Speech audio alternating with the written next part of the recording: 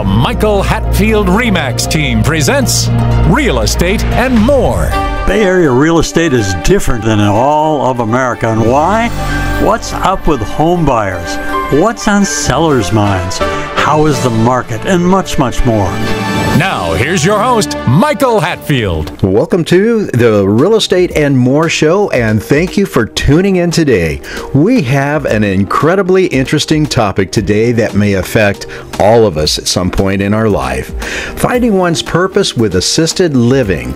And to learn more, we have a man who is very experienced in many of the ins and outs, as he is a former executive director of multiple assisted living facilities. He'll talk to us a bit about how they're different than nursing homes and other rehab facilities.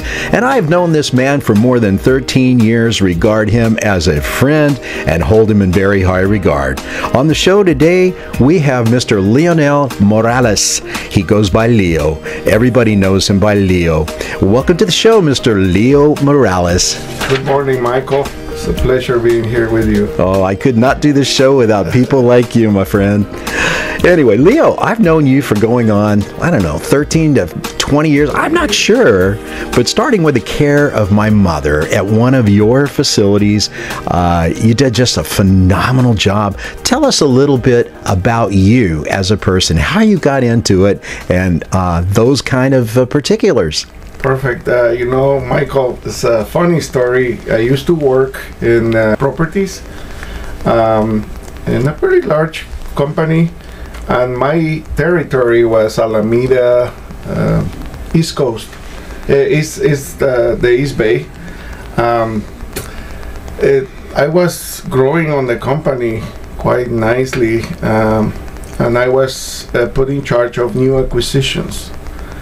Part of my daily work was going to court, because the new acquisitions had residents who lived for a long time in their apartment complexes, and unfortunately the new owners would like to take control of those old units, refurbish them, and get more money out of it.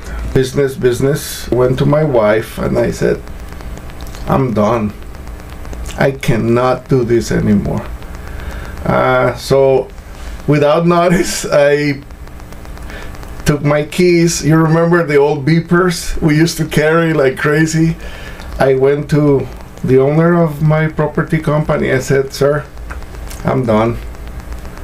No conversation, no nothing. I just did not like that feeling.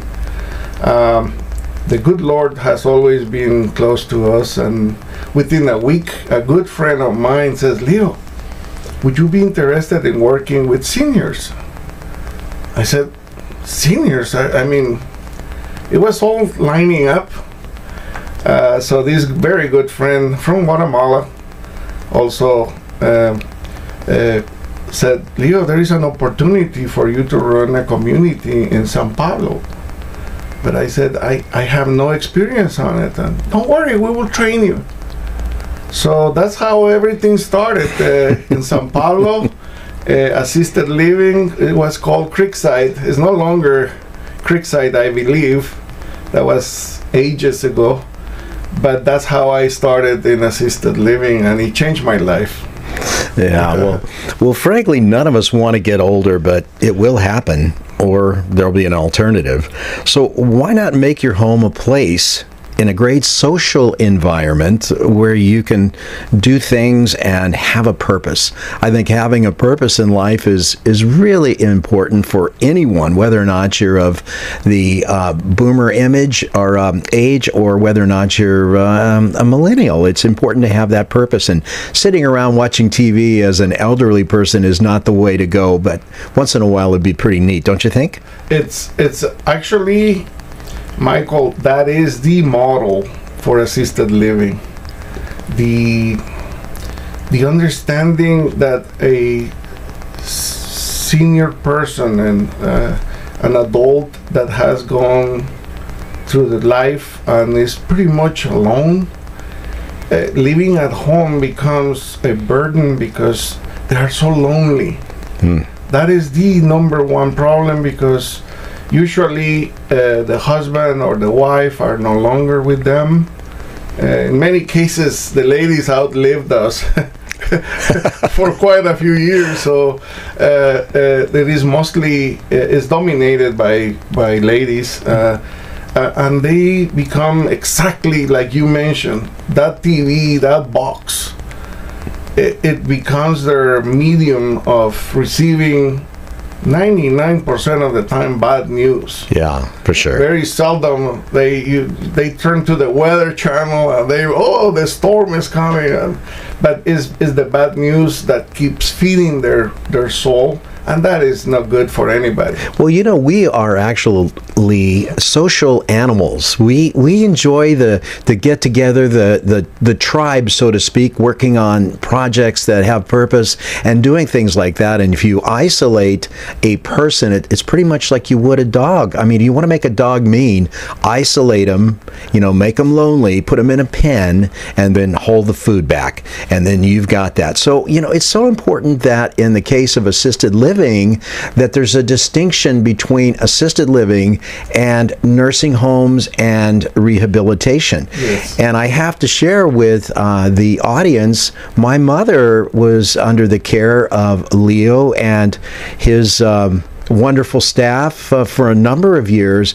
Just did a wonderful job at keeping her social. She had her own independence, her own apartment, a little bit of balcony there, which was really nice. She'd go down to the dining room, she'd sing, she'd play bingo, she would chat with people, and that's the difference, I think, between what people think of nursing homes or rehabilitation centers, wouldn't you say? Oh, it is exactly that, Michael. This generation, remember, they grew up in a very social environment. They were part of that cocktail hour. The ladies put those beautiful dresses and the coiffed hair, and they always look. Yeah. See my smile here, with the cocktail hour part. Yeah. It really became a status quo for them to have that social weight. The husband with a martini, right? Like June Cleaver, that perfect marriage in the 50s. It just, that's how that generation grew up. And she worked hard all day in the house, but when the husband was coming, she looked like $1,000,000. Oh, man. It was his girl. This guy who went to Europe and fought, or the Pacific Theater. I mean, these guys wanted to be surrounded of beauty, and the wife was the crown jewel or their little castle, Absolutely. And to me, that is one of the biggest blessings. This generation truly was the best. What Tom Brokaw said is the greatest generation that allowed people like me to come from Guatemala and be part of this American dream. That's why I feel honored to have the opportunity to serve them with such dedication and gratefulness. It's a great opportunity for anybody if that's what they would like to do. We're going to take a short break. We'll be right back. Welcome to the Real Estate Minute with RE/MAX expert Michael Hatfield. Michael, what traits should we look for in selecting an agent? Look for a deal maker with a positive attitude who will work tirelessly for you. An agent who is adept in multiple offer situations, drafting contracts, marketing and advertising a client's home, is familiar with multiple cultures, experienced in mortgage financing, inspections, and escrow, is a huge asset to his client. What can you do as a plus for clients? Your agent is your eyes and your ears, one who works behind the scenes on your behalf.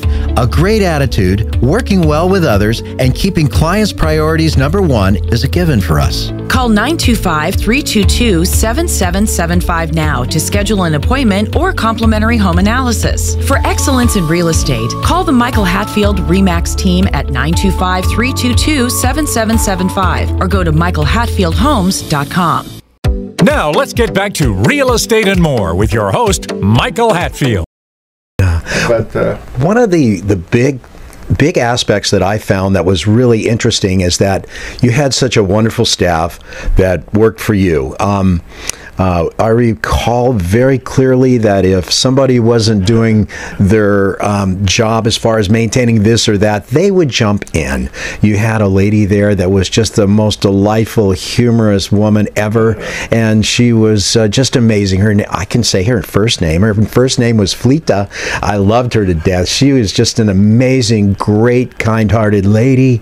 And then, not to mention the real professional, Joanne. She was the medical director. I don't know if she's probably still there. Yes, they are. Flita is retired. And yes, you know, earlier we were talking about a little bit of the success of any leader. It's not the leader, it's the staff, it's the people that he surrounds with. Flita, with her hats, she always wore these hats, and her caring attitude from the beginning. She was our sales director, and she was the tip of the spear. She was sharp, man, and she kept you in check. And all the sons and daughters loved her because she was the face of Atria. They were buying Flita, surrounded by Atria with all the hourly stuff. Joanne was in charge of the care portion, the medication management and all that.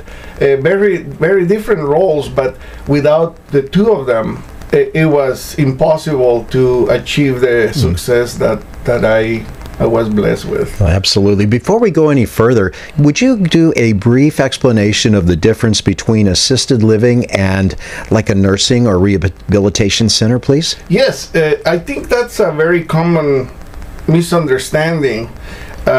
In particular, Atria, in Valley View and most of their communities, the approach is a social environment. A nursing home is a continuation after you've been in the hospital. A rehab center is a place where a physical therapist will come and give you a workout even though you don't want it. They need to do it. Their medication, their diets are very, very strict and very medical oriented. Assisted living is a enhancement of your diet. A little indulgence with the cakes, the desserts, but a glass of wine. A glass of wine, exactly. There was a performers. Exactly. There was a new wave. We created an area called the Bistro. And Michael remembers quite well because I remember that was one of the favorite places for him and his mom. We have an amazing lady that used to take care of the bistro. Liliana. They did the paninis. Yes. We were thinking of naming one of them because Michael was there all the time. So we were going to call Panini Michael. But anyway, it was so special to see that enjoyment in them. Because again, this generation enjoy a trip to a restaurant with their husband or their friends, and Atria was able to provide that. In a nursing home is a very strict way of, you are with your nightgown most of the time, you are in a medical environment. For example, in Atria, during the meal hours, which is open from 7 in the morning to 7 p.m. The dining room is open those 12 hours. You show up at 10 after your doctor appointment and you're hungry, we will prepare something for you. Anyways, there is a code that you cannot go into the dining room with slippers, your nightgown, or a bathrobe. You need to be fully dressed. You don't need to wear a two-piece suit. Most of them they do, but you're welcome to come, feeling comfortable. So Yeah. it is a great difference. The social, it's absolutely social. People think, my mother resisted that a lot at the beginning. She says, I don't want to go into a nursing home because her impression or perception of one is different. That's a rehab center normally, but Atria is something else again with the assisted living. I got to tell you, ladies and gentlemen, we're chatting with Mr. Leonel Morales, former executive director of Atria facilities in Walnut Creek and Lafayette. And these facilities of 300 private apartments are in a big way a social club for seniors. It's like being on a cruise sometimes, and while keeping aging residents safe and giving them a purpose. And I'm going to go on. I'm going to say that there was one time I was having lunch with my mother, and I was talking. I was flying at the time for a major airline, and I was talking about my trip. I went to France, and I was coming back, and I was talking to Mom, and then there was this lady that piped up in the table next to her. She says, I was with United Airlines. I was seniority number 3 at the time, and she was probably the oldest resident in there. I don't remember her name, but she was 103 years old at the time, and she was actually United Airlines flight attendant number 3. And great subjects, and the interaction I think is absolutely imperative for people that are of maybe my generation. I don't know. Michael, it is amazing. I used to take my kids quite often to visit them because they were living history. We have, I remember clearly, an amazing resident who was present in the search for Amelia Earhart. He was an officer in one of the carriers that was looking for her. He was also a Pearl Harbor survivor, participated in World War II in the Navy. These people were, I had a group of ladies. One of them was a nurse, a flying nurse, that took participation in World War II. This is, you talk to these people, and the funny thing is, we did it. Yeah. Here I am. My excitement is running a yellow light, and these kids, they were flying, P-51 Mustangs, and they were flying or in charge of a carrier or a ship or something that is amazing. So our ability to interact with them and bring back just listening to them, it will enrich your life tremendously. Please remember to go to our new YouTube handle, My Real Talk Show. That's My Real Talk Show at youtube.com, and touch that subscribe button. You can also find past aired shows at our handle, My Real Talk Show, on youtube.com. Wow, it's just incredible. One of the things that Atria Valley View does, and I'm not putting on an advertisement for that, but I'm saying that they have this wonderful assisted living facility that, and not just facility, but many, and they operate to the social benefit of the residents. And I got to say that I really appreciate that, and everything that Fleeta and Joanne did with my mother. My mother was one of those kind of people that you were talking about a moment ago, is where, she shows up and she's dressed to the T, lipstick, had her face on. If she couldn't, she would always do this. And then next door to her was Josephine, who was the mother of one of my better friends. And the two of them were just always so delightful. Oh, come on in. And they'd only be going next door. But that was okay, because they had a life. And that is what assisted living can provide in the backside, or the back 9 of a golf course. And that's where we all get at some point, and we want to still have a life and enjoy ourselves.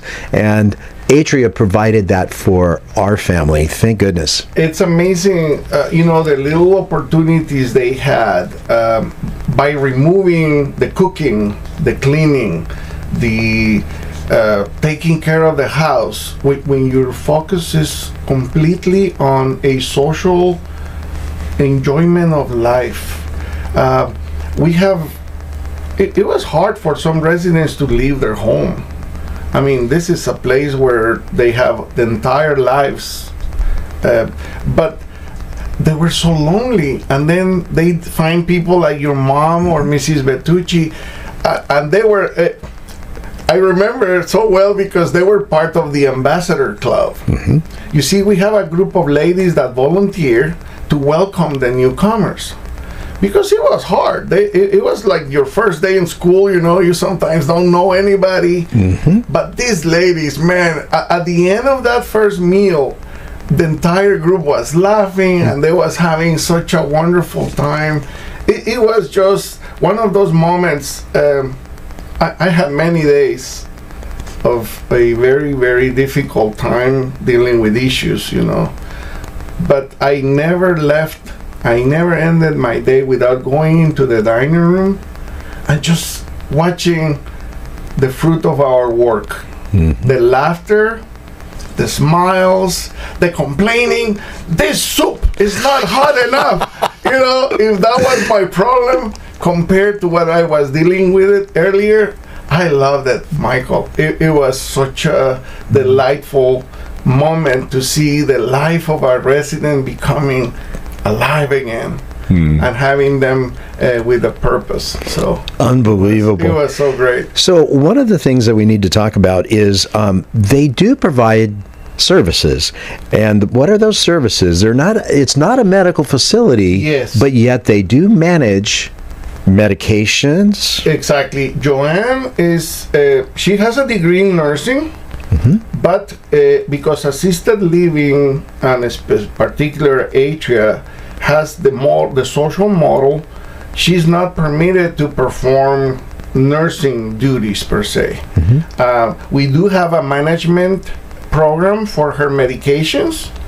When believe it or not, the biggest problem with our residents has been arthritis, and they couldn't open their pills. They were dropping them constantly.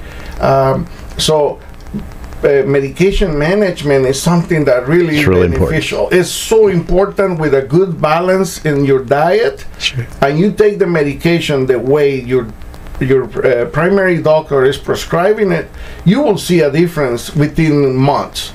So that is one of the benefits. The second one is the bathrooms. I mean, those bathrooms are difficult areas at home when the resident is by themselves. Over here, there is a caregiver that offers them the security to hold them, to help them wash, as necessary. It's so important because, again, this generation, they were so beefy and so, always details. So that security really makes a difference, helping them getting dressed. I remember multiple times the ladies the night before selected their attire for the next day, and they laid it on the chair. I can see them doing that for their husbands, picking up the tie, and then she getting her dress ready. Our caregivers the night before helps them do that. Mm-hmm. Set up their attire for the next day. Mm-hmm. It's so nice. Well, one of the things that comes to mind too, I'm sure many of our listeners, is the cost or the expense of actually going into assisted living. And it's not cheap, but generally speaking, it's private pay, and you can pay with your long-term care insurance if you had, and a combination of your Social Security is involved. And then if you had your own home, in the case of what my mother decided to do, she says, sell the home and use the proceeds. She says, I'm not going to live 20 years. So she used the equity in her home home to do this. But there's a way to do it if you are really bent on becoming a resident of this wonderful. Yes, definitely. Flita, going back to Flita taught me so much. She said that she used the phrase, "Only the lucky ones come here." It was so beautiful there, Michael, and unfortunately, the expense comes with it. Yeah, it does. You know, you go to New York and you want to stay at the plaza, you gotta cough the money because the plaza is the plaza, right? Yeah. So, anyways, the concern of the financing, it is quite difficult because some people feel, wow, this is so expensive. But when you put it in perspective, the portion that helps you recuperate some of that money is the part of the care part. You know, the care part allows you to use the your in this case the long-term insurance. But unfortunately, that's pretty much it. The pay of the apartment is not tax deductible, is not affected in any way for your taxes, except the portion of the care. Unfortunately, we all have to do it. How many employees did Atria have when you were there? Wow. At Valley View, we used to have 120 approximately, full-time and part-times. It's a 24-hour operation. Yes, it is. And then when Atria created what is called the cluster, offering 3 different communities, they were located within 10 minutes of each other. They have created different levels. For example, Atria Park of Lafayette offers you a higher level of services with a little bit more nursing services like diabetes management, injections. We have licensed nurses providing that services to our residents. Valley View is one of the most independent, and then Atria Walnut Creek created the memory care that is extremely. It doesn't look like memory care. It's so beautifully done with walking trails. It is an amazing place for the type of resident that is in the beginning of the memory care situation. Giving purpose to an older person who may have a different point of view of life is not always easy, but if the life occasion calls for your loved one, it is comforting to know there is much purpose to life in an awesome assisted living environment. We've ran out of time today, and I've asked Mr. Leo Morales, former executive director of the Atria Assisted Living Locations, to return next week to finish our questions. For today, though, thank you for sharing your considerable experience with us. You've been listening to the Real Estate and More Show. Interesting people, topics like assisted living with purpose, and Bay Area real estate. Please remember to go to our new YouTube handle, My Real Talk Show. That's My Real Talk Show at youtube.com, and touch that subscribe button. You can also find past aired shows at our handle, My Real Talk Show, on youtube.com. The Real Estate and More Show is podcast on demand on Spotify, Amazon, Apple, iHeart, Pandora, and most major podcast platforms as well. I'm your host, Michael Hatfield. We'll be right back with our next special guest. Stay tuned. Views and opinions expressed are based on current economic and market conditions and are subject to change. Information on the show provided for illustrator purposes only and does not constitute professional or legal advice. Information from sources deemed reliable, but accuracy and completeness not guaranteed. Michael Hatfield and the Michael Hatfield RE/MAX team have no liability for information discussed on the show. Consult with qualified professionals prior to taking action.